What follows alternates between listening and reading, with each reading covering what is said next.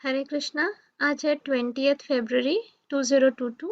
हम है BG 53 पे और हम है चैप्टर नंबर 13। हम टेक्स्ट नंबर 21 से स्टार्ट करेंगे। So let us invoke. जय श्री कृष्ण चैतन्य प्रभु नित्यानंदा, श्री अद्वैत गदाधर श्री वासादि गौर भक्त वृंदा। बोलो श्री प्रभुपाद की जय। हे Radha Krishna, thank you so much for giving this opportunity कि हम हमारे इस लाइफ में भगवत गीता पढ़ने का चांस हमें मिल रहा है। भगवत गीता कुछ हद तक समझने का चांस हमको मिल रहा है। पूरी पूरी भगवत गीता तो हम कभी समझ नहीं पाएंगे। आप चाहे भी तो हमारी मेंटल फैकल्टी इतनी डेवलप नहीं है कि हम पूरे भगवत गीता को समझ पाए, लेकिन जितना भी समझ ले उतने में ही हमारा ये जन्म उद्धार हो जाएगा प्रभु। So thank you so much कि आपने ये अपॉर्चुनिटी दी है। ऐसे कितने सारे लोग हैं जो अपने जिंदगी के उलझनों में ऐसे फंसे हुए हैं कि उनके पास ये मौका भी नहीं है कि भगवत गीता के बारे में सोचने का, कि आपके बारे में सोचने का या खुद के बारे में सोचने का।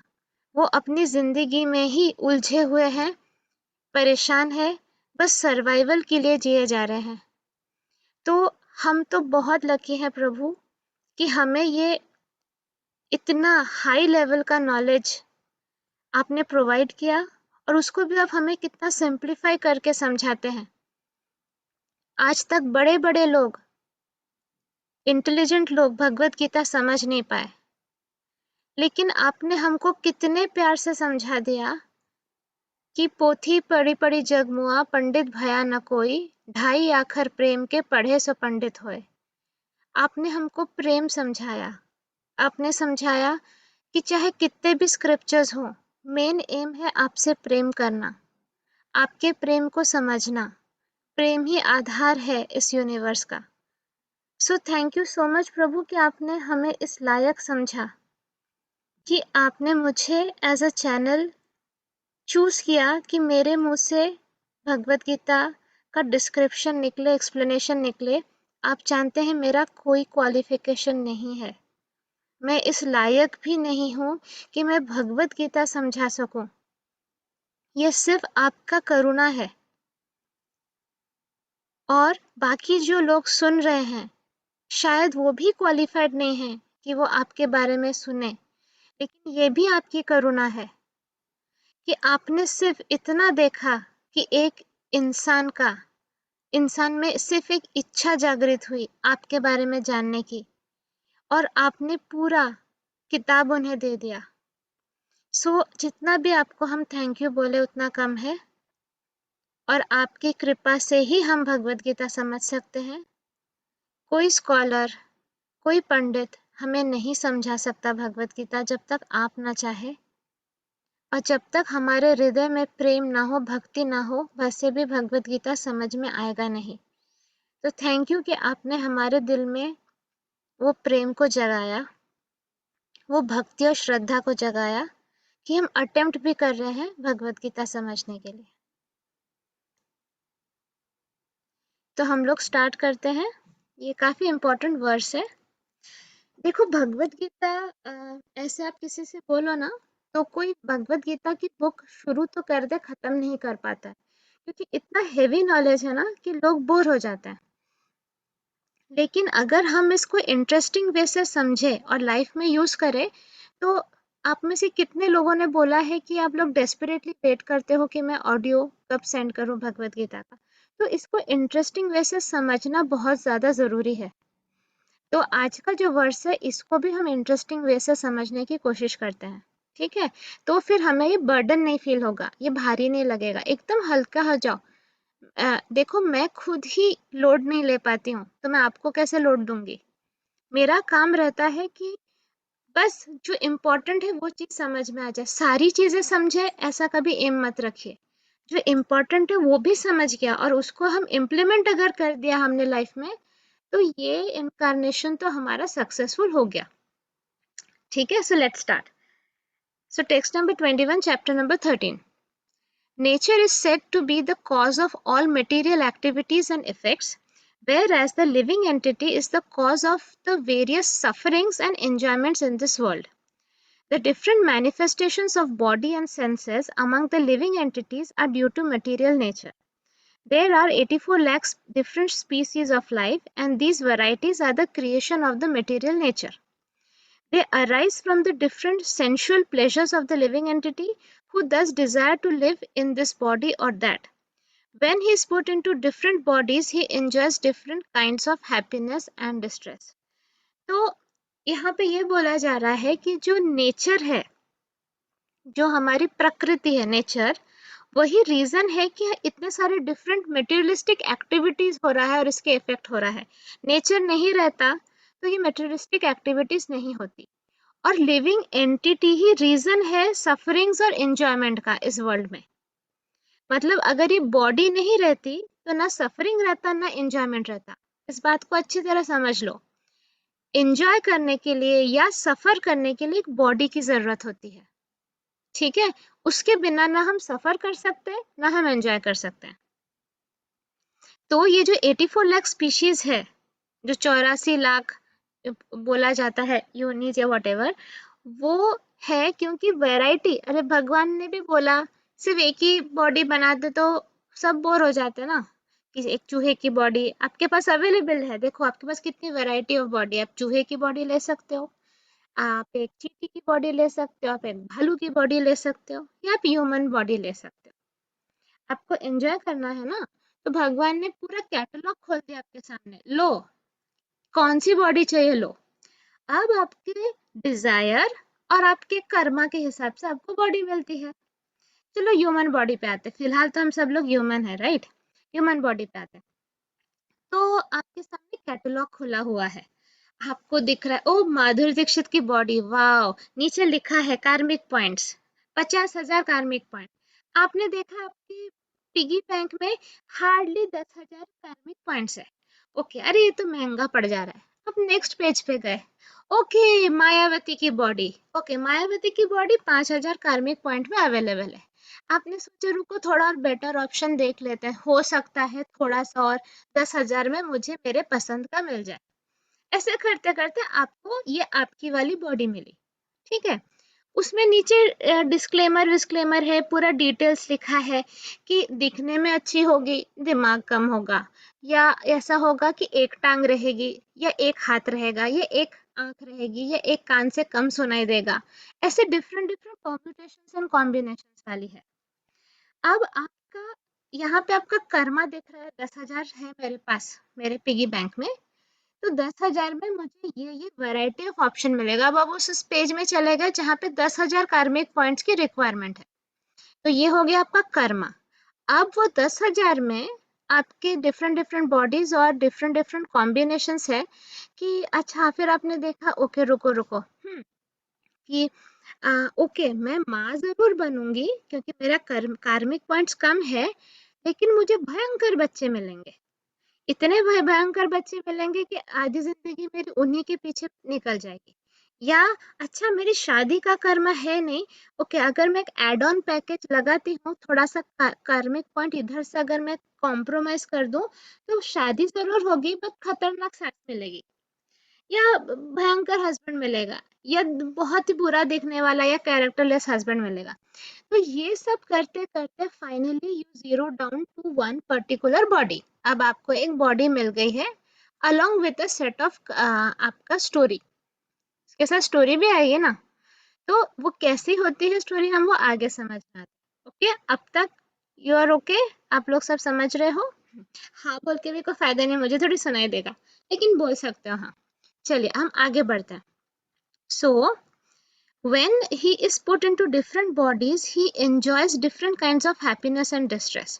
His material desires to एक minute, हाँ, his material happiness and distress are due to his body and not to himself, as he is in his original state. There is no doubt of enjoyment. Therefore, that is his real state. Because of the desire to lord it over material nature, he is in the material world. तो ये हमने बहुत बार समझ लिया कि हमने क्या गड़बड़ किया था. हमको भी बॉस बनना था, हमको भी ओनर बनना था, हमने देखा वाह वाह कृष्णा जी की कितनी मतलब वो हो रही है, स्तुति हो रही है, सेवा हो रही है। हमारे मन में भी जागा काश मेरा भी ऐसा होता, मेरा भी अपना किंगडम होता, मेरा भी अपना होता। और ये हमने पहले भी पीजी सेशंस में डिस्कस कर लिया। अब इस चक्कर में हमको मिल गई बॉडी। ठीक, in the spiritual world there is no such thing. The spiritual world is pure, but in the material world, everyone is struggling hard to acquire victims who present different pleasures to the body. It might be more clear to state that this body is the effect of the senses. The senses are instruments for gratifying desire. Now, the sum total body and the instrument senses are offered by material nature, and as will be clear in the next verse, the living entity is blessed or damned with circumstances according to his past desire and activity. अच्छा, अब अगर आपको खाना खाने का बहुत शौक है, तो आपको एक ऐसी बॉडी मिलेगी और एक ऐसा सर्कमस्टांसेस मिलेगा जहाँ पे आप बहुत खा पाओगे। हाँ, हो सकता है आप कुक हो सकता है आप काफी रिच पर्सन हो, व्हाटएवर, या हो सकता है आप किसी होटल के शेफ हो, कुछ भी। मैं एक एग्जांपल दे रही हूँ। तो हमारे डिजायर तो डेफिनेटली प्ले करता ही है। अगर आपको लगता है कि I you want to enjoy more than one woman, तो शायद आप ऐसे रिलीजन में जन्म लोगे जहाँ पे एक से ज्यादा आप शादी कर सकते हो, 50 शादियां भी कर सकते हो। तो ये आपकी इच्छाओं पे भी डिपेंड करता है। अगर उतना कर्मा है तो आप उतना कर्मा लगा दो फिर, कि मैं ऐसे जगह पे जन्म लूं जहाँ पे अगर मैंने 50 बीवियों को भी रखा तो भी वो कोई क्राइम नहीं है, कोई प्रॉब्लम नहीं है। तो आपको ऐसे ही कंट्री में, ऐसे ही रिलीजन और ऐसे ही सिचुएशन में आपको भेज दिया जाएगा, प्रोवाइडेड आपके पास उतना कार्मिक पॉइंट्स हो। अब अगर आपके पास उतना कार्मिक पॉइंट नहीं है तो एक ही बीवी आपको बहुत पीटेगी बैलेंस से। मिलेगी बीवी, बीवी मिलने में प्रॉब्लम नहीं है, पर रोज आपकी सुताई होगी। तो वो है आपका कर्मा। जब आपकी बीवी पीटे तो हाय तौबा ना करके सोचना, ऊपर मेरे पास ऑप्शन था कि मैं होल लाइफ बिना शादी करके रहता, क्योंकि मेरे पास शादी वाले कॉइन्स बहुत कम थे। पर मैंने सोचा बिना शादी का रहूंगा तो भी प्रॉब्लम है, लगे तो एक मरकुंडी बीवी चलेगी। तो ये आप ही ने चूज किया है, नाउ डोंट कंप्लेन। ठीक, ये हम लोग अपने हिसाब से चूज करते हैं। सबसे प्रॉब्लम क्या कर दिया पता है, ये ऊपर का जो सीन है ना वो पूरा हमारे मेमोरी से डिलीट कर दिया, पूरा शिफ्ट डिलीट कर दिया, मतलब रिसाइकल बिन में भी नहीं मिलेगा। ठीक, इसकी वजह से हो गया है सारा प्रॉब्लम। ये थोड़ा याद रहता ना तो हमारी 99% कंप्लेंट्स ही नहीं होते, क्योंकि हम ही ने चूज किया, हम ही ने अपनी बॉडी चूज की।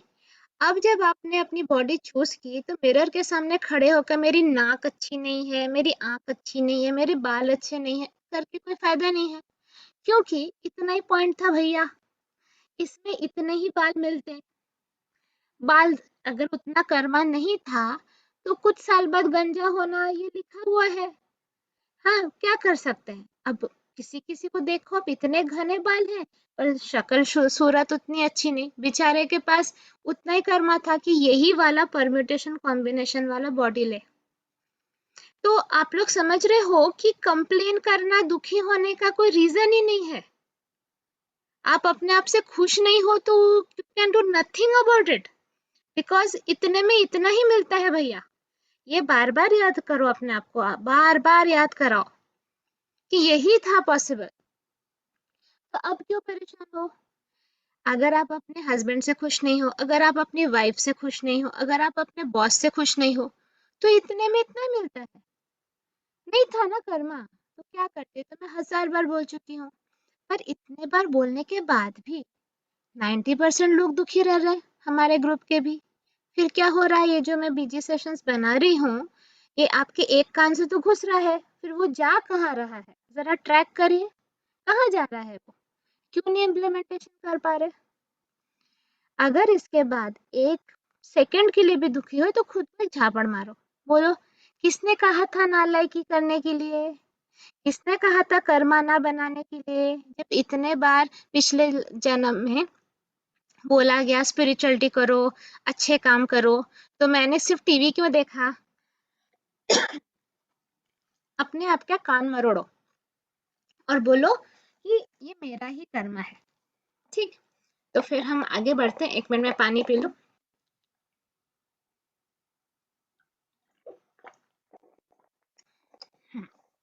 सो हमारी बहुत इच्छा हुई, हम धरती पे आ गए। Okay, the spiritual world is pure, but in the material world everyone is struggling hard to acquire victims who present different pleasures to the body। ये हमने देख लिया।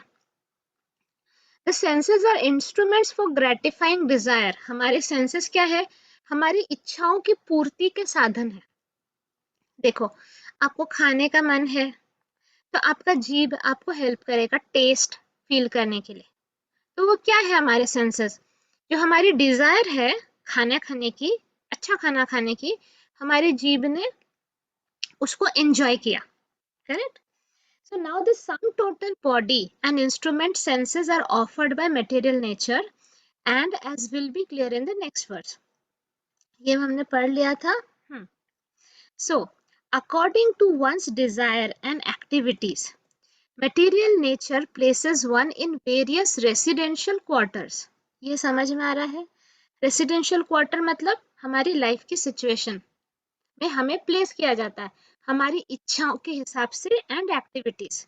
मटेरियल नेचर, प्रकृति हमको बेसिकली यूनिवर्स को समझ लो, हमको प्लेस करती है एक पर्टिकुलर रिलीजन में, एक पर्टिकुलर सिटी में, कंट्री में, एक पर्टिकुलर मैरिज में, एक पर्टिकुलर फैमिली में। तो ये रेसिडेंशियल क्वार्टर्स ये हो गए। The being himself is the cause of his attaining such residential quarters and his attendant enjoyment or suffering। ठीक, तो हम ही रीजन है ऐसे रेसिडेंशियल क्वार्टर मतलब अपनी लाइफ की ऐसे सिचुएशन में आने के लिए। एंड हिज अटेंडेंट एंजॉयमेंट और सफरिंग, और क्या एंजॉय करना है और क्या सफर करना है, हम ही ने वो सब चूज किया है। Once placed in some particular kind of body, he comes under the control of nature because the body being matter acts according to the law of nature। At that time, the living entity has no power to change that law। Suppose an entity is put into the body of a dog. As soon as he is put into the body of a dog, he must act like a dog। He cannot act otherwise। मतलब जैसे ही हमारा residential quarter fix हो गया, कर्म मैंने बताया जैसे हमने ऊपर कर्मा के हिसाब से सब कुछ चूज किया, हमको एक कुत्ते का शरीर मिला। अब हम भाव भाव ही करेंगे, हम म्याऊ म्याऊ नहीं कर सकते, मतलब हम डॉग जैसे ही बिहेव करेंगे। हम चाहे भी तो अब चेंज नहीं कर सकते हैं।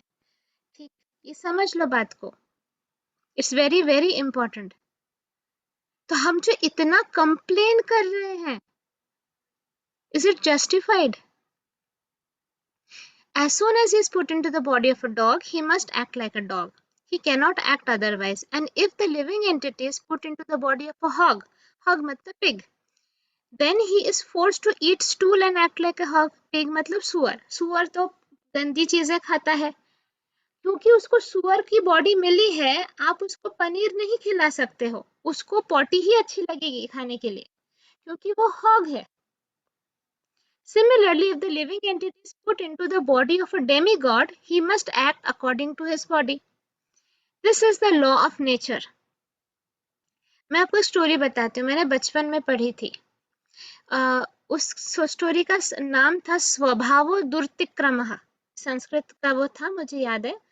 तो एक बार एक साधु और उसकी बीवी रहती है, एक मतलब आउटस्कर्ट में, जंगल या पहाड़ों के बीच में रहती है।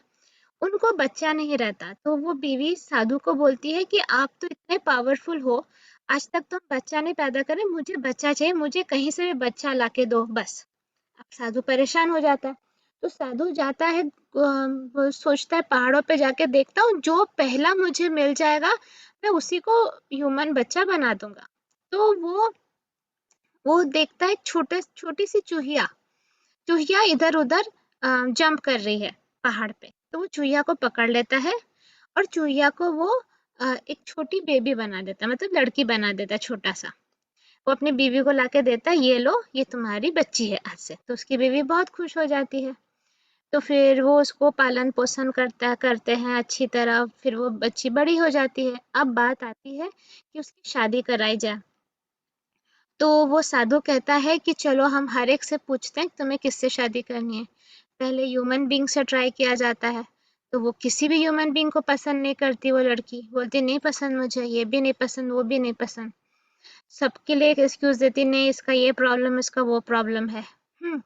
उसके बाद वो उसको कहा ठीक है तू पहाड़ से शादी करेगी, बोली नहीं पहाड़ तो बहुत ज्यादा कड़क है, उससे नहीं शादी करनी। नदी से शादी करेगी, बोली नहीं नदी से भी शादी नहीं करूंगी, वो तो बस बहता ही रहता है। पेड़ से शादी शादी करेगी, नहीं पेड़ तो एक ही जगह पे रहता है। ऐसा करते करते वो एक्सक्यूजेस देती रहती है। फाइनली उसका दिल आ जाता है एक चूहे पे। तो जब उसको एक चूहा पसंद आ जाता है, वो अपने पिताजी से कहती कि पिताजी मुझे तो इसी से शादी करनी है। पिताजी कहते पर ये तो चूहा है। तो कहती पिताजी प्लीज आपके पास में इतना पावर है, मुझे चूहिया बना दो सो दैट मैं चूहे के साथ शादी करके सुखी रह सकूं। तो अब उसके पिताजी रियलाइज करते हैं कि स्वभाव दुर्तिक्रमा, मतलब नेचर कभी नहीं बदलता है, चाहे तुम कुछ भी चेंज कर लो। तो फिर वो उसको फिर से चूहिया बना देता है और वो चूहे के साथ फिर आराम से भाग जाती है पहाड़ों में और खुश रहती है। सो बोलने का मतलब ये है कि जब आप इस धरती पे जन्म लेते हो, आप एक प्रीसेट, मतलब प्री लोडेड सीडी जैसे रहता है आपका, क्योंकि पहले ही उसके ऊपर गाने रिकॉर्डेड हैं। गाने मतलब आपके संस्कार, आपका नेचर, आपका बिहेवियर, आपका भाग्य, कुछ हद तक सब कुछ ऑलरेडी प्री लोडेड है, प्रीसेट है।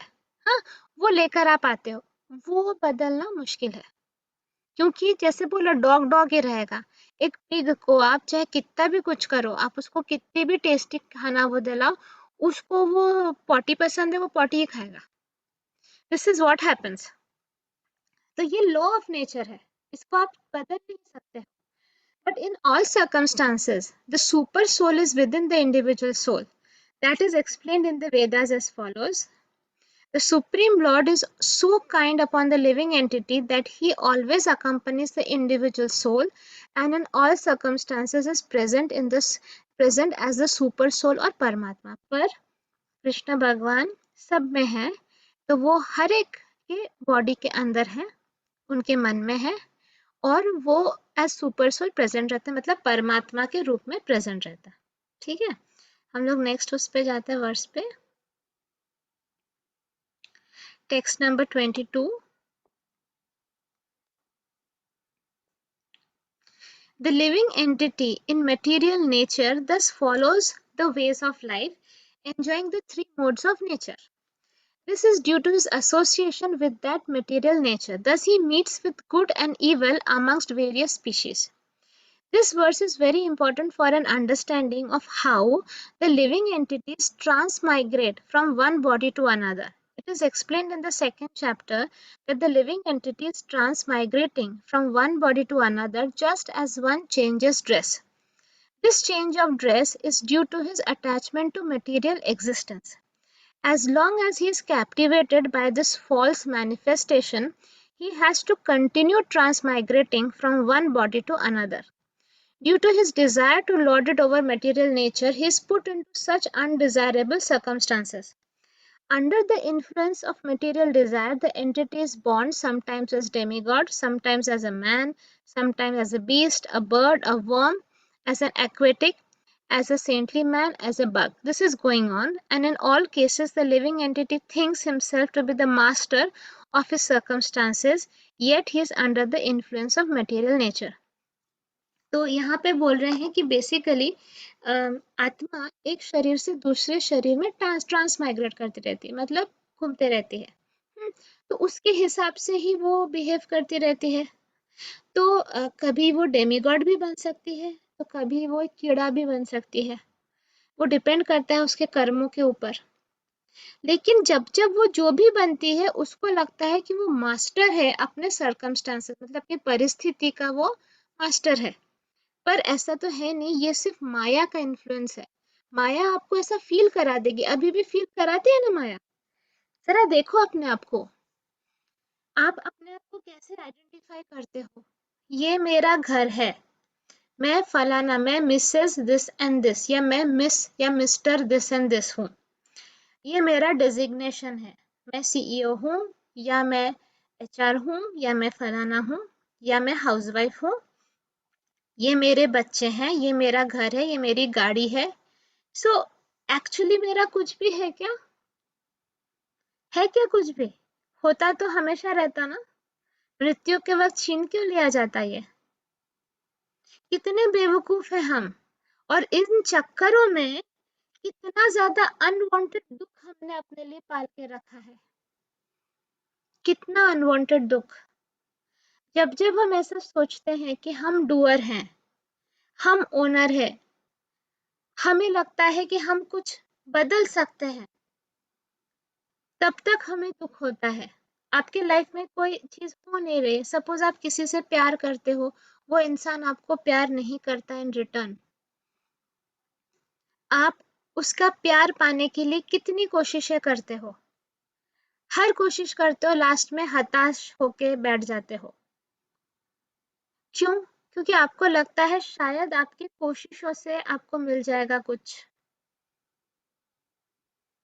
करेक्ट? ये जो हमारे डिजायर्स है ना, यही हमें जन्म जन्म तक बंधन में डाले रहती है। इसीलिए हमको कभी भी मुक्ति नहीं मिलती, हमें मोक्ष नहीं मिलता, क्योंकि हमारे डिजायर्स ही अनएंडिंग है।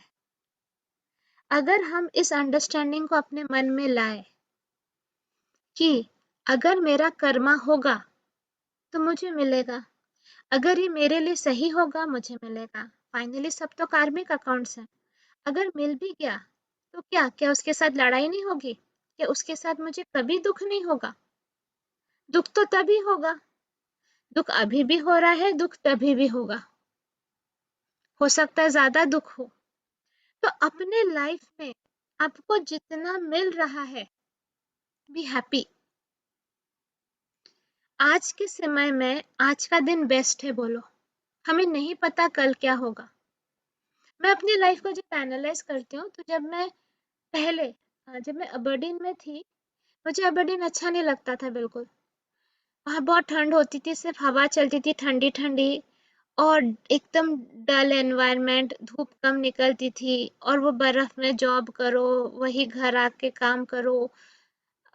इंडियंस होते हुए भी उतना मतलब नहीं मिल पाते थे, इतने सेलिब्रेशंस नहीं होते थे। मतलब सेलिब्रेट करो भी कैसे? दिवाली हो तो भी जैकेट पहन के जाओ, साड़ी पहन के, जैकेट पहन के, वही 4-5 इंडियंस का फेस देखो, उन्हीं के साथ ही हा हा करो। शायद उनसे हमारा मन लगता भी नहीं, बट हमारे पास ऑप्शन ही नहीं है, क्योंकि उतने ही इंडियंस हैं। तो मुझे लगता था अरे यार ये कैसा है। लेकिन जब उसके बाद के सिचुएशंस आए, वो वाला पेन अब उतना पेन फील नहीं हो रहा, क्योंकि उससे बड़े बड़े पेन देख लिए मैंने। तो मैंने समझा कि हमें लगता है कि शायद कल बहुत अच्छा होगा, ऐसे समझने में कुछ प्रॉब्लम नहीं है, होप हमेशा रहना चाहिए। हो सकता है कल बहुत अच्छा होगा, लेकिन उस उम्मीद में हम जो आज को खराब कर रहे हैं, जो आज हम अपसेट रह रहे हैं, ये फूलिशनेस है, ये हमारी बेवकूफी है। आज जो है वो बेस्ट है, कल नहीं पता क्या होगा। आज जो सिचुएशन है वो कृष्णा प्रसादम है।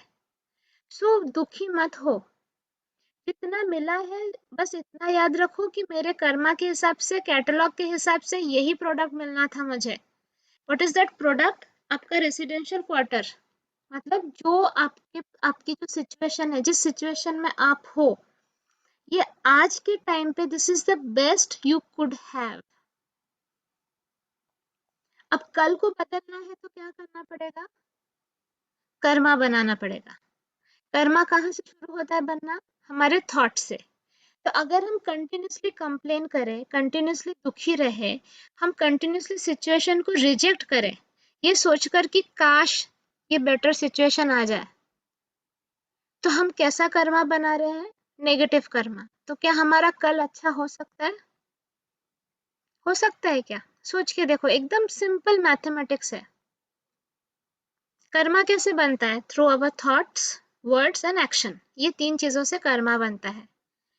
आज के दिन में देखो हमने कितना क्रिब किया, कितने देर हम अपसेट रहे, दुखी रहे कि मेरे साथ ये चीज नहीं हो रही है।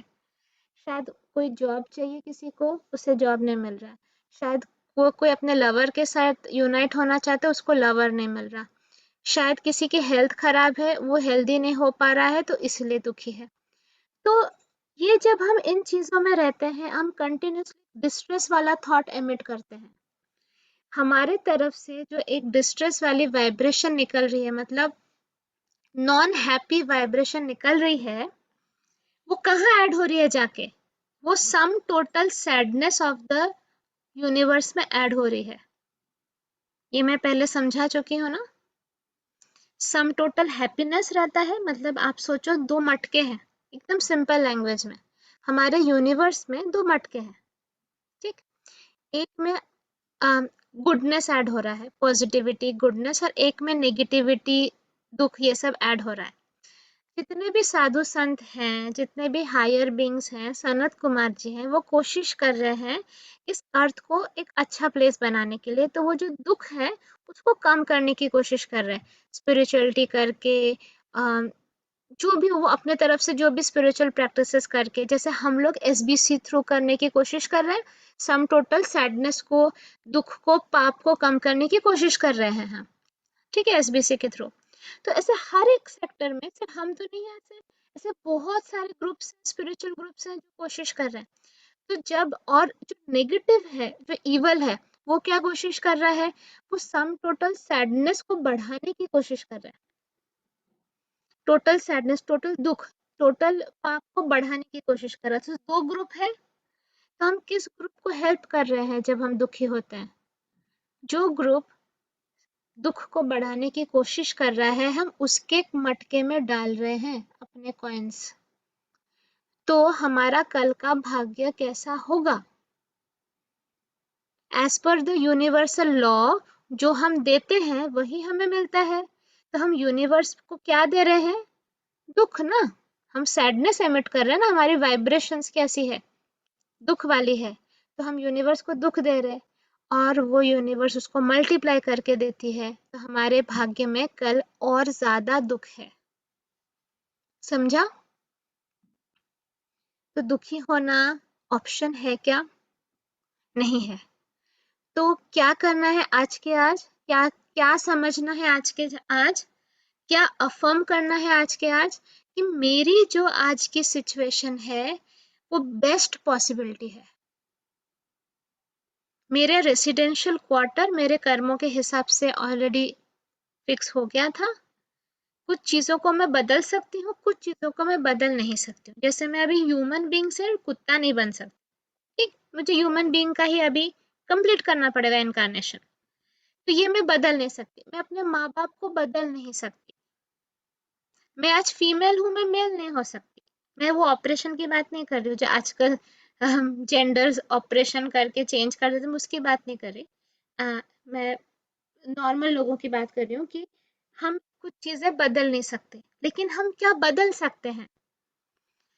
हम अपने थॉट्स के थ्रू, हमारे वर्ड्स के थ्रू और एक्शन के थ्रू हम इतना गुड कर्मा जनरेट कर सकते हैं कि वो गुड कर्मा जब हम यूनिवर्स की तरफ डालेंगे तो लौट के वो मल्टीप्लाई होके हमारे पास आएगा।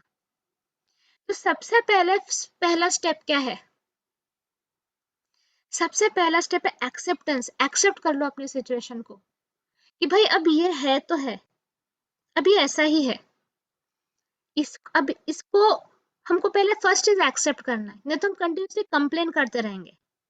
अगर आपकी जॉब चली गई है तो चली गई है, अगर आपके लवर के साथ आपका ब्रेकअप हो गया तो हो गया है, अगर आपकी हेल्थ खराब है तो है, अगर आपके बच्चे आपकी बात नहीं सुनते तो नहीं सुनते। अब दिस इज द सिचुएशन। लेकिन अब मैं इस सिचुएशन को कृष्णा प्रसादम जैसे एक्सेप्ट कर लूं। ठीक है, मेरे प्लेट पे ये शायद तीखा वाला प्रसाद है, मीठा नहीं मिला। आज का प्रसाद मेरा तीखा प्रसाद है या कड़वा प्रसाद है, पर है प्रसाद ही। मेरा ही मिल्क शेक है जो मैंने बनाया। अब मैं स्ट्रॉज को गाली नहीं दे सकती। मैंने जो इंग्रेडिएंट्स डाले थे मिक्सी में, वो इंग्रेडिएंट से मेरा मिल्क शेक बना। अब जब मैं पी रही हूँ तो वो पिंक स्ट्रॉ है या ग्रीन स्ट्रॉ है, मैं स्ट्रॉ को गाली नहीं दे सकती हूँ। स्ट्रॉ मतलब चैनल, जो हमें दुख देने वाले लोग होते हैं वो स्ट्रॉ हैं, पर वो हमें क्या देते हैं, हमारा ही मिल्क शेक देते हैं हमारे मुंह में। और वो मिल्क शेक किसने बनाया, हमने बनाया, हमने जो यूनिवर्स को दिया, हमने जो कर्म किए, उसी का मिल्क शेक बना, वही स्ट्रॉ से निकलेगा बाहर मुंह तक। फिर जब हम मुंह में हमारा वो स्वाद आता है, थू करते हैं, तो वो किसकी गलती है, वो वैक थू स्ट्रॉ की गलती है। स्ट्रॉ पे गुस्सा कर सकते कि छी, तूने मुझे कितना गंदा मिल्क शेक पिलाया, नहीं ना, बनाया तो हमने मिल्क शेक। तो अब देखो आपने आज के दिन कितने सारे स्ट्रॉज को ब्लेम किया। लिस्ट बनाओ जल्दी जल्दी, माइंड में लिस्ट बनाओ। पिंक वाले स्ट्रॉ को ब्लेम किया, ग्रीन वाले स्ट्रॉ को ब्लेम किया, ब्लू वाले स्ट्रॉ को ब्लेम किया। कौन है ये स्ट्रॉज, ये वो इंसान है, क्यूट वाले, प्यारे से क्यूट इंसान है, जो आके हमको पेन देते हैं। शायद कुछ रूड वर्ड बोल देंगे, शायद ऐसी कोई हरकत कर देंगे जिससे दिमाग का दही हो जाए, और हमें लगेगा उनका गला घोंट के उनको जमीन में गाड़ दें। लेकिन आप स्ट्रॉ को जमीन में गाड़ के क्या होगा, आप दूसरा स्ट्रॉ लाओगे, वो उससे भी सेम ही टेस्ट का मिल्क शेक, वैक थू वाला ही मिल्क शेक निकलेगा। तो क्या करना है, मिल्क शेक को बदलना है ना। अब जो बन गया मिल्क शेक वो तो बन गया, वो था हमारा पास्ट का कर्मा, उससे ये वाला मिल्क शेक बना, ये तो पीना ही पड़ेगा यार, इसमें तो कोई, हाँ ज्यादा से ज्यादा आप ये क्या कर सकते हो, ये आपका बैड कर्मा का मिल्क शेक है ना। लेकिन अगर आपने कुछ गुड कर्मा जनरेट किया होगा तो आप थोड़ा सा शक्कर डाल सकते हो उसके अंदर, चीनी डाल के उसको थोड़ा मीठा करने की कोशिश कर सकते हो, मतलब गुड कर्मा है तो आपको कुछ कुछ हेल्प मिल जाएगा यूनिवर्स के थ्रू। जैसे मैं बोलती हूँ, आप अगर कोरोना का वैक्सीन लेने गए हो, तो आपका बैड कर्मा है तो गंदा सा सरकारी हॉस्पिटल में मोटी सी नर्स आपको गंदे से बेड पे बिठाकर या चेयर पे बिठा के, टूटा हुआ चेयर पे बिठा के पैंट करके लगा देगी इंजेक्शन। लेकिन अगर आपका कर्मा अच्छा है तो आप एक सोफिस्टिकेटेड हॉस्पिटल में एक ब्यूटीफुल दिखने वाली नर्स आपको बोलेगी थोड़ा सा स्लीव्स ऊपर करिए, और आपको वहां पे एकदम प्योर क्लीन वे से आपको वहां पे पहले क्लीन करेगी, उसके बाद धीमे से आपको इंजेक्शन लगाएगी, और फिर जाते जाते शायद आपको एक चॉकलेट भी दे दे। करेक्ट। तो ये है गुड, बैड कर्मा था तो इंजेक्शन लगा, गुड कर्मा था इसलिए अच्छी सिचुएशन में इंजेक्शन लगा, ये समझ लो आप। तो गुड कर्मा हमेशा बनाते रहो, ये याद रखो, क्योंकि तब ना वो पेन उतना बड़ा वाला पेन लगता नहीं है। मैं तो अपने लाइफ में देखती हूँ, सच में देखती हूँ, पास्ट का कुछ बैड कर्मा की वजह से मेरी कुछ कुछ सफरिंग है, बट थैंक गॉड मेरा गुड कर्मा है, कुशनिंग इफेक्ट हो जाता है, सच में कुशनिंग इफेक्ट हो जाता है। तो वो तो है, वो जो पास्ट में मिल्क शेक बना है वो तो पीना पड़ेगा ही, लेकिन उसके साथ साथ थोड़ा सा शुगर, थोड़ा सा हनी भी प्रोवाइड कर दिया जाता है, because of the good karma we have generated या वी आर जनरेटिंग, अभी भी जो जनरेट कर रहे हैं, तो उससे वो सिचुएशन उतनी बुरी नहीं लगती है। तो अब से फर्स्ट स्टेप हो गया, एक्सेप्ट कर लिया। सेकंड स्टेप हुआ, अब से जब से आंख खुली तब से सवेरा मैं कुछ चीजें नहीं करूंगी। स्टॉप ब्लेमिंग, एकदम खाड़ से खत्म करो ब्लेम करना। कोई गलत नहीं है, मेरे साथ कुछ गलत हो ही नहीं रहा है, ये ऐसा ही होना था और इससे बेटर कुछ पॉसिबिलिटी थी ही नहीं। ब्लेम करना स्टॉप कर दो, कंप्लेन करना स्टॉप कर दो। हो गया, ये जैसे स्टॉप हुआ, इसके बाद चेहरे पे स्माइल लाओ, कोई बात नहीं, ऐसा तो ऐसा ही सही, एक दिन तो मर जाना है, जब तक सांस है हम लोग टॉलरेट कर लेंगे, चलो ठीक है, कोई बात नहीं, यूनिवर्स के फ्लो में बहते हैं। ये एक्सपेक्टेशन कि ऐसा होना चाहिए और उसको फुलफिल करने के लिए हम जितना भी सर्कस करते हैं, वर्थ इट नहीं है। मैं नहीं कह रही हूँ कि आप डिमोटिवेटेड रहो, हार मान जाओ, मैं ये नहीं कह रही हूँ, लेकिन आप जो माइंड में स्ट्रगल करते रहते हो और उस चक्कर में आप और कुछ नेगेटिव बॉल्स भेजते रहे हो, उसको स्टॉप करो। मैं तो आपको मैं तो आपको समझा ही रही हूँ कि बेटर कैसे करना है लाइफ को। जैसे आपने एक्सेप्ट कर लिया, सब कुछ हो गया, अब लेट्स टेक लवर का एग्जांपल ले लो, हस्बैंड वाइफ जो भी रिलेशनशिप का। आपके सामने जो इंसान है आपको ताने मारते रहता है, हमेशा सोचो, हर चीज पे आपको टोकता है, ये करता है, पिन चुभाता है, मतलब उसके वर्ड्स के थ्रू, उसके एक्शंस के थ्रू। क्या एम क्या है? आप अपसेट हो, आप दुखी हो, अपसेट ही नहीं होना है, दुखी होना ही नहीं है। सोचो अगर एक स्कॉर्पियन है, स्कॉर्पियन को हिंदी में क्या बोलते हैं? बिच्छू। हम्म, बिच्छू डंक ही मारेगा। आप बिच्छू को छेड़खानी करके देखो, बिच्छू आपको डंक मारेगा। आप एक्सपेक्ट कर सकते हो कि बिच्छू गाना गाए आपके लिए, रोमांटिक सॉन्ग? नहीं ना, बिच्छू का काम है डंक मारना। तो आप एक पर्टिकुलर पर्सन से कैसे एक्सपेक्ट कर सकते हो कि अचानक वो बदल जाए बिकॉज आप चाहते हो? ये एक्सपेक्टेशन को हटा दो। उसने अब तक ऐसा ही किया है, वो आगे भी ऐसा ही करेगा। पहले वो एक्सपेक्टेशन हटा दिया, अब उसको भर भर के ब्लेसिंग दो और बोलो मेरा और उसका जो नेगेटिव कार्मिक अकाउंट है उसकी नेगेटिविटी न्यूट्रलाइज हो जाए।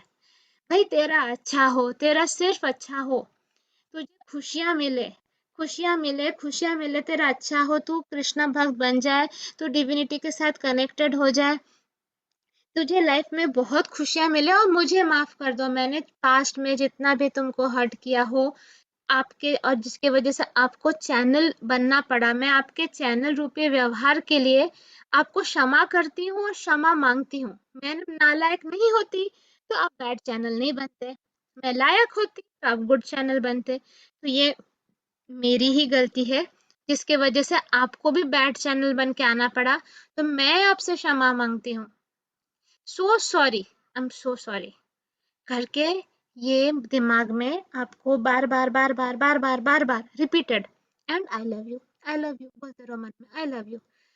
जितना बोलोगे, जितना बोलोगे, मैं आई लव यू बोलते बोलते मैंने अपने बॉस के साथ नेगेटिव कार्मिक अकाउंट जो मेरा एक्चुअली 4 साल का होने वाला था उसको स्क्वीज करके 3 महीने में खत्म किया। देखो हम लोग तो क्लियर पॉइंट्स है ना, हमें तो पता रहता है कि कितना क्या होने वाला है। फीमेल बॉस थी by the way, male boss थी। तो मेरी क्यूट सी फीमेल बॉस थी, बहुत ज्यादा क्यूट थी, आप समझ रहे हो ना? हाँ, वैसे वाली। मैं सिर्फ उसको दिन रात आई love you, I love you, I love you, I love you मन में बोलती रहती थी, तेरा अच्छा हो, तेरा भला हो, तेरा अच्छा हो, तेरा भला हो। तो वो कुछ नुकसान कर ही नहीं पाया, अदरवाइज वो खतरनाक कार्मिक अकाउंट होने वाली थी। तो आप ये करो, पॉजिटिव भेजो भेजो भेजो, वो नेगेटिव करे करने दो, आप पॉजिटिव मन में भेजो। ये है इनर फॉरगिवनेस। आउटर फॉरगिवनेस में अगर आपको वो फिजिकली अब्यूज करता है तो आपको सिचुएशन से निकल जाना है। फिजिकल अब्यूज का कोई स्पिरिचुअल सोल्यूशन नहीं है, इमोशनल अब्यूज का है। इमोशनली आपको कोई अब्यूज नहीं कर सकता है, वो एक एक्शन कर सकते हैं। अगर उसने एक एक्शन किया जिसमें उसने हार्श वर्ड्स आपके तरफ भेजा, आपको हार्श वर्ड्स बोला, तुरंत आप अपने आप को एनालाइज किया, बिच्छू तो डंक मारेगा, बिच्छू तो डंक मारेगा, ये आप ये गाना याद करो। क्योंकि आप अगर एक्सपेक्ट करो कि वो रोमांटिक गिटार लेके गाना गाएगा, बिच्छू ऐसा नहीं होने वाला है, तो वो ऐसा ही करने वाला है। अब मैं दुखी होंगी ही नहीं, मुझे दुखी होना ही नहीं है, क्योंकि मुझे तो पता ही था कि वो ऐसा ही करने वाला है। तो मैंने एक्सपेक्ट ही क्यों किया? एक्सपेक्ट करना ही गलत हुआ ना मेरे से। ऐसा करो, बॉस के साथ भी ऐसा ही करो, ठीक है? उसको आप अपने हिसाब से, मैंने तो बिच्छू बोला, बंदर समझ सकते हो, आप बिल्ली समझ सकते हो, आप इल्ली समझ सकते हो, वो आपके ऊपर है, आपको जो समझना आप समझ सकते हो। वो इंडिपेंडेंस आपके पास है। वो जैसे कैटलॉग होता है ना, वो आप अपने नेगेटिव कार्मिक अकाउंट को कोई भी 84 लाख यूनिस जो है, 84 लाख स्पीशीज जो है, उसमें से कोई भी एक स्पीशीज समझ लो, वो इंडिपेंडेंस आपको है। वो जैसे बिहेव करता है, वो इल्ली जैसे बिहेव करता है, इल्ली मतलब वो कैटरपिलर नहीं होते जो बहुत इरिटेट करते हैं, मतलब प्यारे से होंगे, शान से होंगे, लेकिन उनकी एक्टिविटीज बहुत इरिटेटिंग होती है, ऐसा लगता है मतलब हथौड़ा लेके सर पे मार दो, ऐसे वाले। कुछ होते हैं एकदम लियो वाले जो सिर्फ गरजते रहते हैं कंटिन्यूअसली, उसको आप शेर समझ लो कि वो शेर है, वो दहाड़ेगा ही, उसको तो मी मी करने वाला है नहीं। तो वो आपके ऊपर है।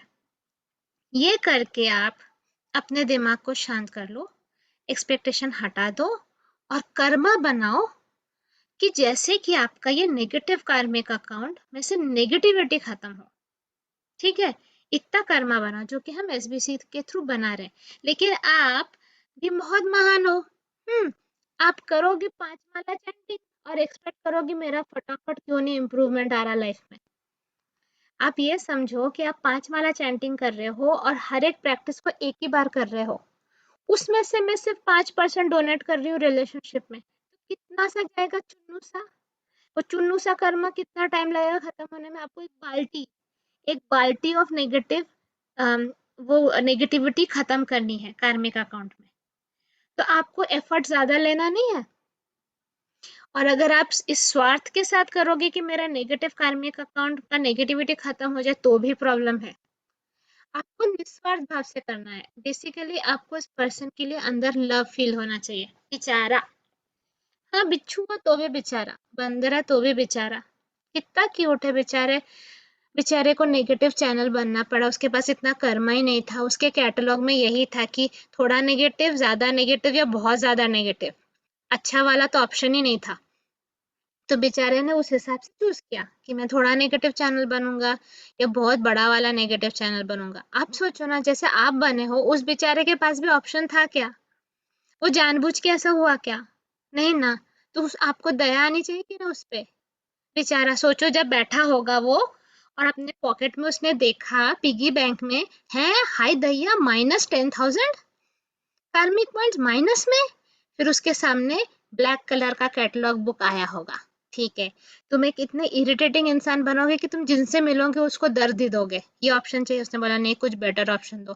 ठीक है, आप डाकू बनोगे, उसने कहा नहीं बेटर ऑप्शन दो। आप रेपिस्ट बनोगे, नहीं बेटर ऑप्शन दो। ऐसा करते करते उसको एक ऑप्शन मिला ये वाला कि जो भी आपका इरिटेटिंग लवर हो, इरिटेटिंग हस्बैंड हो, इरिटेटिंग वाइफ हो, इरिटेटिंग मदर इन लॉ हो, इरिटेटिंग कुछ भी हो, डॉटर इन लॉ हो, व्हाटएवर। समझा? उसके पास चॉइस था क्या? अब दया आई उस पे, लाओ दया लाओ, अब प्यार लाओ। बेचारा क्या, उसको पता नहीं था ना, उसने मटर गश्ती करके अपना पास्ट इनकारनेशन वेस्ट किया। उसको लगा कि यही इम्पोर्टेंट है। जैसे अभी हमारे आसपास के लोगों को नहीं लग रहा है, तो हम लोगों को मस्त क्रिटिसाइज करते हैं, क्या कर रहे हो तुम लोग, कहाँ फंसे हुए हो, ये जो डायलॉग मारते हैं। स्पिरिचुअलिटी पागल हो क्या, कहाँ फंसे हुए हो, निकलो ये सबसे। वही वाले जो क्यूट लोग होते हैं बाद में वो इसी टाइप के क्यूट ब्लैक कलर का कैटलॉग उनके सामने खोल दिया जाता है कि बहुत प्रवचन दिया ना आपने दूसरों को जो स्पिरिचुअलिटी कर रहे थे, लो अब चूज करो कौन सा भयानक वाला चैनल आपको बनना है। तो हम लोग तब स्मार्ट हैं, अभी हम लोग इंटेलिजेंट हैं, तो हम तो ये सब अभी हमें समझ में आ गया कि क्या इम्पोर्टेंट है, तो हमने उस हिसाब से अपनी लाइफ को डिसाइड किया है। ठीक है, तो फिर आप आई लव यू बोलो, फॉरगिव करो, फॉरगिवनेस मांगो, जो करना है करो। करके आप इस चीज को चेंज कर सकते हो। धीमे धीमे आप देखोगे कि वो पर्सन नहीं बदलेगा पर सिचुएशन बदल जाएगी। आप इतने स्ट्रांग हो जाओगे कि आपको फर्क पड़ना बंद हो जाएगा। कभी कभी तो हमने ये भी देखा है कि सामने वाला भी बदल जाता है, क्योंकि आपका जैसे जैसे कर्मा बदलता है ना, आपका भाग्य बदलने लगता है। सिंपल, मतलब आप अपने ब्लैक कलर के पेज पे व्हाइट कलर का जब पेंट करने लगते हो तब आपको आपका भाग्य बदलने लगता है। तो अपना भाग्य बदलो। और आज के आज क्रिब करना, दुखी होना, कंप्लेन करना, ब्लेम करना, जैसे ही मुंह में आएगा, मन में आएगा, अरे इसने मुझे तुरंत उंगलियां को हटा लो, एकदम पकड़ लो। क्या कहा था रूपाली ने, no no no no no no, you are my cutie pie, so cute so sweet, I love you so much, करना शुरू करो अपने दिमाग में। जैसे कि उस तक गलती से भी एक ब्लैक बॉल ना जाए। जैसे ही लगे अरे उसने मुझे फोन नहीं किया सारा दिन, मैं हमेशा उसका ध्यान रखती हूँ और वो फोन नहीं करता है, मैसेज नहीं करता है। अभी आजकल के जनरेशन में तो यही सब होता है ना, लवर्स में झगड़ा हो गया क्योंकि उसने मुझे सारा दिन फोन नहीं किया। बहुत बार मैं सुनती हूँ यहाँ वहां से। तो बस ये एक्सपेक्टेशन ही सबसे खतरनाक चीज है। एक्सपेक्टेशन को एक झापड़ मारना, चुप बैठ बोलना, कुछ काम धाम का है नहीं, ये चाहिए वो चाहिए, ये चाहिए वो चाहिए, कुछ नहीं चाहिए, जो मिला है उसी में खुश रहना है बस। नहीं करते फोन तो ठीक है, मुझे मोह माया में फंसना ही नहीं है, अच्छी बात है। मैं ज्यादा फोकस कृष्णा जी पे कर पाऊंगी, फाइनली तो उन्हीं वही चाहिए, उन्हीं तक पहुंचना है। तो ये सब डिस्ट्रैक्शन से क्या करना है मुझे? आप सोचो, आप एक रेस दौड़ रहे हो, आपके साथ बहुत लोग हैं, मैराथन रेस है या जो कुछ भी है, आप एक रेस में हो, आपको एक स्टिपुलेटेड टाइम के बीच में आपको एक डेस्टिनेशन पे पहुंचना है, लिमिटेड टाइम है वो, 1 घंटे में आपको वो डेस्टिनेशन तक पहुंचना है। अब आप जब जा रहे हो, साइड में एक जगलर जो नहीं होता, जो बॉल एक हाथ से दूसरे हाथ में बॉल फेंकता है, 4-5 बॉल, वो कर रहा है, जगलिंग कर रहा है, आप उसको खड़े होकर देखने लगे। या कोई बंदर डांस कर रहा है, आप उसको खड़े होकर देखने लगे। या कोई गाना गा रहा है, आप उसको खड़े होकर सुनने लगे। तो आपका जो डेस्टिनेशन तक पहुंचने का टाइम है वो कितना वेस्ट हो गया, आपके एफर्ट कितने वेस्ट हो गए। तो वैसे ही हमें कृष्णा जी तक पहुंचना है, और आसपास ये डिस्ट्रैक्शंस बहुत ज्यादा है, सब लोग हमें सिर्फ डिस्ट्रैक्ट ही कर रहे हैं। तो फोकस रखते हैं ना अर्जुन जैसे, कंप्लीट फोकस रखते हैं कि ये डेस्टिनेशन है, ये यहाँ तक पहुंचना है। आसपास जो भी ये सब कार्टून गिरी कर रहे हैं, सर्कस कर रहे हैं, मुझे उस पर ध्यान नहीं देना है। तो जब आपका फोकस कृष्णा जी पे रहेगा, ये सारे एक्शंस मैटर नहीं करेंगे, ट्रस्ट मी मैटर नहीं करेंगे। कोई आप पे चिल्लाएगा, हाँ जा बाबा जो बोलना है बोल, मुझे तो आज चैंटिंग करनी है, मुझे तो आज भगवत गीता सेशन सुनना है, मुझे आज पोस्ट पढ़ने हैं, मुझे तो आज कमेंट करना ही है, मुझे अपनी और प्यूरिफिकेशन करनी है। आपका फोकस यहाँ रहेगा कि मैंने बहुत टाइम वेस्ट कर दिया, अब मुझे ये कीचड़ फीचड़ नहीं चाहिए, और मैं अपने आप को जल्दी जल्दी क्लीन करूँ तो जिससे भगवान मुझे यूज कर सके अपने काम में। रूपाली माँ ने तो कहा ही है कि वो और रूपालीज बनाना चाहती है। तो जल्दी जल्दी जैसे उन्होंने अपने आप को प्यूरिफाई करके इस लायक बना दिया कि भगवान की एनर्जी उनके थ्रू पास होती है, मैं भी अपने अपने आप को उस लायक बना दूं। ये एम रखो। जब ये एम रहेगा, आसपास का जो भी है वो मैटर नहीं करता, सच में नहीं करता। सो लाओ, अलाइन हो जाओ फटाफट एकदम, और फोकस करो। हम आगे बढ़ते हैं, कहाँ थे बाय द वे हम? ट्रांसमाइग्रेशन, हाँ, okay. Second chapter that the living entity, it is explained in the second chapter that the living entity is transmigrating from one body to another just like one changes dresses. ये तो हमको पता है, आत्मा same रहती है, body बदलते रहती है, जैसे कि हम ड्रेस चेंज करते हैं। This change of dress is due to his attachment to material existence. ये भी बताया, जो जिस चीज में अटैच्ड है, जिसका जो डिजायर है, वैसे ही उसको ये बॉडी मिलेगी। This change of dress, हाँ, as long as he is captivated by his false manifestation, he has to continue transmigrating from one body to another. Due to his desire to lord over material nature, he is put into such undesirable circumstances. Under the influence of material desire, the entity is born sometimes as demigod, sometimes as man. ये हम पढ़ चुके हैं, ये सब हो चुका है। Next paragraph में है, how he is put into such different bodies is explained here. It is due to association with the different bodies of nature. One has to rise therefore above the three material modes and become situated in the transcendental position. Three modes of nature क्या है? चलो बोलो, सात्विक, राजसिक, तामसिक। Mode of goodness, mode of ignorance, mode of passion and mode of ignorance. So एक आत्मा को इन सारे मोड्स के ऊपर उठकर ट्रांसीडेंटल पोजीशन में बैठना है। ट्रांसीडेंटल मतलब स्पिरिचुअल समझ लो। That is called Krishna consciousness. तो कृष्णा कॉन्शियस बनना है, ये सारे फालतू चक्करों से ऊपर उठकर कृष्णा कॉन्शियसनेस में आना है। Unless one is situated in Krishna consciousness, his material consciousness will oblige him to transfer from one body to another because he has material desires since time immemorial.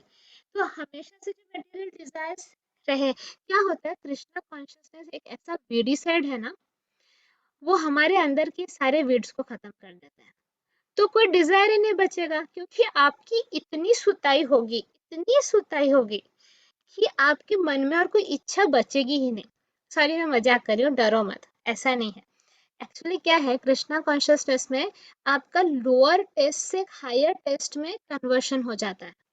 मतलब आपको जो चीजें पहले बहुत अच्छी लगती थी, अब आपको वो अच्छी नहीं लगेगी, अब आपको कृष्णा जी रिलेटेड ही चीजें अच्छी लगेगी, उनकी बातें अच्छी लगेगी, स्पिरिचुअल डिस्कशन अच्छा लगेगा, आपका टेस्ट बदल जाता है।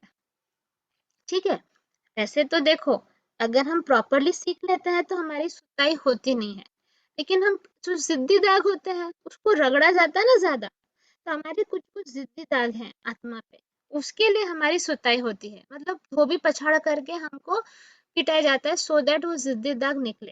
तो अगर हम लोग नहीं चाहे ये हो तो हम फटाफट सीख जाए, हम सीखते नहीं है ना, हम भी कम थोड़ी ना है, तो उसकी वजह से होता है। तो बेसिकली जब हम कृष्णा कॉन्शियसनेस करते हैं तब हमारा टेस्ट चेंज हो जाता है। जैसे पहले मैं नॉन वेजिटेरियन थी, लेकिन नॉन वेज ने मुझे छोड़ दिया, नॉन वेज ने बोला टाटा बाय बाय, फिर मैं वेजिटेरियन हो गई कि मन नहीं करता था, मुझे बुरा लगता था, गिल्ट फीलिंग आती थी और बिल्कुल खड़ाक से चेंज हो गया, नहीं नहीं करना बस अभी। तो वैसे ही तो वो एक लेवल ऑफ कर्मा बन जाता है हमारा। कैसे हो जाता है? जैसे हॉग, हॉग पॉटी खाता है, हॉग से जैसे ही दूसरी बॉडी मिल जाएगी वो पॉटी खाने में उसको इंटरेस्ट नहीं रहेगा। वैसे हमारा भी हो जाता है कि हम पहले नॉन वेजिटेरियन होकर डेड बॉडी को मसाला लगा के फ्राई करके खाते हैं, फिर जैसे जैसे हमारा कॉन्शियसनेस इम्प्रूव हो जाता है, हमको मन नहीं करता है कि वो डेड बॉडी खाए हम, हमारे अंदर आ जाते हैं, नहीं ये सात्विक भोजन खाना ही बेटर है। तो ये चेंज ऑफ कॉन्शियसनेस होता है बिकॉज आवर कर्मा इम्प्रूव्स। क्योंकि अगर हमारा बैड कर्मा है तो हम ये चीजें करेंगे जैसे कि हमारा और फर्दर बैड कर्मा हो, ये बात समझ लो। पास्ट बैड कर्मा है इसलिए हम नॉनवेज खाने के प्रति हमारा इंक्लिनेशन है, क्योंकि पास्ट का बैड कर्मा है, हमें इतना कॉन्शियसनेस ही नहीं है कि हम किसी को मार के खा रहे हैं। हमारे बच्चों को कोई मार के खाए तो मसाला लगा के कैसा लगेगा? ठीक है, तो हम किसी जीव को मार के खा रहे हैं, वो कॉन्शियसनेस ही नहीं है, हमें बुरा ही नहीं लगता, हमें लगता है कि ये कुछ क्या क्या कहते हैं, फूड साइकिल है तो फलाना है तो ढना के, बहुत सारे लोग बहुत लॉजिक देते हैं, पर लॉजिक से तो कुछ चेंज नहीं होता, मार के तो खा ही रहे हैं ना। तो जब हमारा कर्मा बदलता है तब हमारे अंदर ये कॉन्शियसनेस आती है कि इसके बाद हमारा बैड कर्मा और ना हो तो हम छोड़ देते हैं, फिर हमारा मन नहीं करता, फिर हमें लगता खड्डे में गई दुनिया, दुनिया को जो सोचना है सोचने दो, हमारे फैमिली मेंबर्स को जिनको खाना है खाने दो, मैं नहीं खाऊंगी, मैं नहीं खाऊंगी, बनाना है मजबूरी बना देंगे, अगर आप वाइफ हो कुक हो आप बना दोगे, पर फिर आप खाओगे ना, आप बोलोगे नहीं मुझे नहीं अच्छा लगता, दैट्स इट। यहाँ से शुरुआत होती है, फिर आपके साथ रह रह के बाकी लोग भी वेजिटेरियन काफी हद तक बन ही जाते हैं, शुरुआत आपसे होनी पड़ती है। तो but he has to change that conception. That change can be effected only by hearing from authoritative sources. The best example is here. Arjun is hearing the signs of God from Krishna, the living entity. If he submits to this hearing process, will lose his long cherished desire to dominate material nature, and gradually and proportionately as he reduces his long desire to dominate, he comes to enjoy spiritual happiness. ये word देखो dominate क्यों use किया गया है, क्योंकि हम Lord over करना चाहते हैं मटेरियल नेचर पे, मतलब लॉर्ड ओवर मतलब कंट्रोल करना चाहते हैं, हम ओनर बनना चाहते हैं। जब हमारे अंदर से ये डोमिनेटिंग टेंडेंसी निकल जाएगी, हम एंजॉय करने लगेंगे स्पिरिचुअल हैप्पीनेस। हम क्यों डोमिनेट करें, हम उस पोजीशन पे नहीं है, हम तो सर्वेंट है कृष्णा के, कृष्णा करे ना डोमिनेट, हमें जो मिल रहा है हम उसी में खुश रहेंगे। ठीक है, तो हाँ, the living entity if he submits to this hearing process he will lose the long cherished desire to dominate. Okay. In Vedic mantra it is said that as he becomes learned in association with the supreme personality of Godhead, he proportionately relishes his eternal blissful life. तो जैसे ही वो इस तरह से ही becomes learned in the association with supreme personality of God, मतलब कृष्णा के साथ रहकर जैसे जैसे हम लर्नड बन जाते हैं, हम बुद्धिमान बन जाते हैं, एजुकेटेड बन जाते हैं, वैसे वैसे ही हम ये वाली लाइफ को रिलिश करने लगते हैं, मतलब एंजॉय करने लगते हैं ये स्पिरिचुअल लाइफ को, ये इटर्नल ब्लिसफुल लाइफ है। देखो ये कितना इम्पोर्टेंट लाइफ है जहाँ पे हम किसी के पेन का सोर्स नहीं बन रहे, हम भी तो किस बहुत सारे लोगों के पेन का सोर्स बन रहे हैं। आज मैंने एक पोस्ट लगाया था सुबह सुबह, अगर आप लोगों ने पढ़ा होगा, कि एक सटल एक्सपेक्टेशन हमारे अंदर आ जाता है और उस सटल एक्सपेक्टेशन की वजह से हम किसी किसी पे अपना बर्डन डाल देते हैं, हमारे एक्सपेक्टेशंस के बर्डन डाल देते हैं। मतलब क्या होता है, वैसे तो हमें लगता है बड़े बड़े चीजों को, चलो ये स्पिरिचुअलिटी के वजह से हमने बड़े बड़े एक्सपेक्टेशंस को हैंडल कर लिया, ठीक है हमें ये एक्सपेक्ट नहीं करना चाहिए, वो नहीं करना चाहिए। पर माया ऐसी है ना, वो धीमे से एक पता नहीं अंदर से एक छोटी सी कोई एक्सपेक्टेशन अंदर एक सटल वाली डाल देती है कि ऐसा ऐसा होना चाहिए, या इस इंसान को ऐसा ऐसा बिहेव करना चाहिए। फिर हम अपने एक्सपेक्टेशन का बोझ उस पर डाल देते हैं। एनालाइज करो, चेक करो, क्या आपने ये वाला रिसेंटली डाला है किसी पे?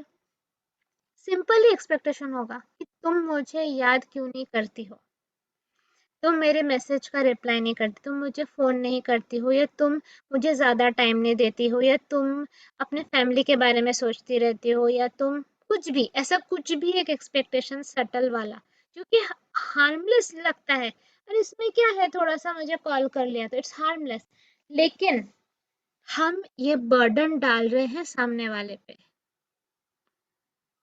तो वो सही नहीं है, ये सब सही है ही नहीं। लेकिन अगर आप किसी बंधन में होगे, आपको ये सही लगेगा।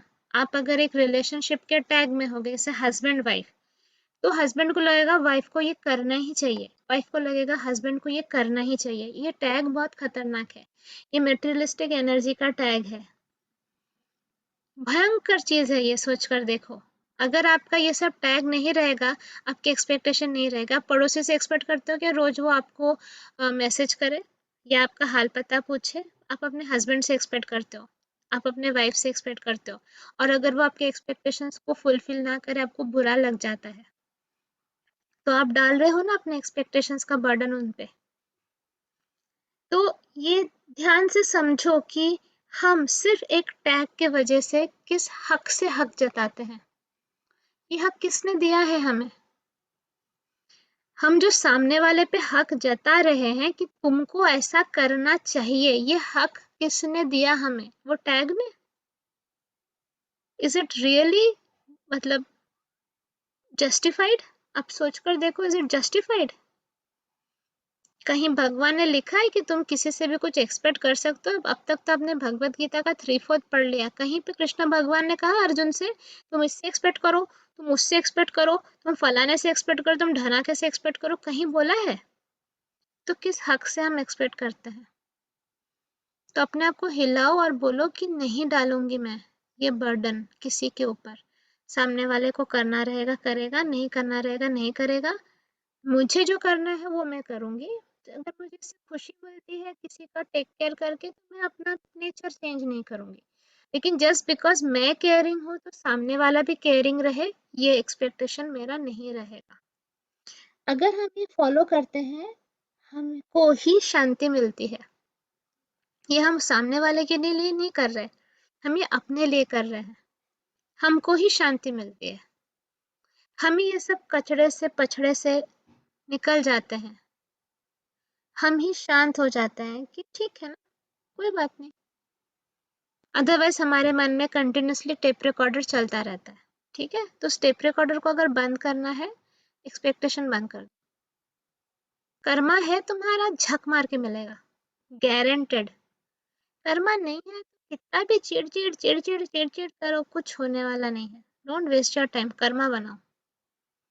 कर्मा होगा सब ठीक रहेगा, कर्मा नहीं होगा कुछ भी कर लो कुछ चेंज नहीं होगा। ठीक, तो इसी से हम फिनिश करते हैं आज का बीजी सेशन। तो हमने कहाँ तक किया आज? ओके, हमने टेक्स्ट नंबर 22 खत्म किया। आई थिंक 35 तक है ये चैप्टर, सो लगेगा 2-3 सेशंस तो मिनिमम और लगेंगे टू फिनिश चैप्टर 13। चलिए, तो कोई बात नहीं, so we will say the thank you prayer. Hopefully आपने सेशन एंजॉय किया। अगर आपको सेशन अच्छा लगा तो प्लीज़ शेयर करिए, कमेंट्स करिए, और लोगों को एनकरेज करिए सेशन सुनने के लिए। अपने घर पे कुछ लोगों को बुला के सेशन सुनाइए, so that they also fall in love with Krishna. Main M है कि उनको भी प्यार हो जाए कृष्णा से, उनको भी भगवत गीता पढ़ने का मोटिवेशन मिले।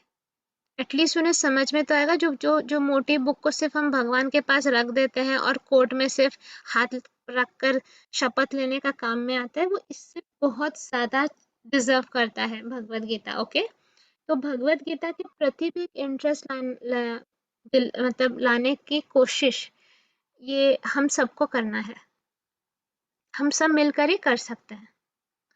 ठीक, तो विल प्रे। जय श्री कृष्ण चैतन्य प्रभु नित्यानंदा, श्री अद्वैत गदाधर श्रीवासादि गौर भक्त वृंदा, बोलो श्री प्रभुपाद की जय। Thank you so much Radha Krishna. Thank you all the higher beings, all the spiritual masters, all the great great ones की आपकी कृपा से हमें ये भगवत गीता का नॉलेज समझ में आ रहा है। हम कहाँ गलती कर रहे थे आप हमें सिखा देते हैं, और हम आपके चरणों में सच में सर झुकाकर पूरे नॉलेज को सीखना चाहते हैं, और हम ऐसा बनना चाहते हैं कि आप भी हमको देख के बोलो वाओ, तुम्हारा ग्रोथ बढ़िया है। बस हम यही आपके नजरों में उठना चाहते हैं प्रभु। बाकी हमारे बारे में जो सोचते हैं सोचने दीजिए, हमें कोई प्रॉब्लम नहीं है उससे। Thank you so much. Okay everybody, bye bye, take care. Radhe Krishna.